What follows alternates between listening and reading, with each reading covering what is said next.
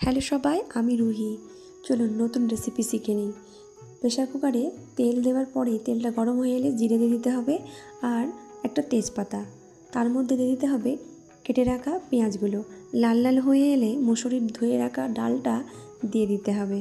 মুসুরির ডালটা নাড়াচাড়া করার পরে তারপরে দিয়ে দিতে হবে এই কদু কুচিগুলো বা লাউ। তারপরে নুন, আদা রসুন বাটা আর কাঁচা লঙ্কা দিয়ে ভালো করে কষিয়ে নিতে হবে। কষানোর পরে দিয়ে দিতে হবে হলদি গুঁড়ো, টমেটো, এগুলো ভালো আবারও একবার কষিয়ে নিতে হবে। কষানোর পরে দিয়ে দিতে হবে জিরে গুঁড়ো, ধনে গুঁড়ো আর এই কেটে রাখা ধনে পাতা কুচিগুলো। তারপরে পরিমাণ মতো জল দেওয়ার পরে একটু ফুটে এলে পানিটা শুকিয়ে গেলে তারপরেতে আবারও একবার ভালো করে কষিয়ে নেবার পরে জলটা শুকিয়ে গেলে পরিমাণ মতো জল দিয়ে দিতে হবে এর মধ্যে। তারপরে আর কি, দুটো সিটি মেরে নিন, ব্যাস হয়ে গেল লাউ ডাল রান্না। এভাবে একবার বানিয়ে দেখুন, খুব ইজি, খুব তাড়াতাড়ি হয়েও যায় আর খেতে দুর্দান্ত হয়।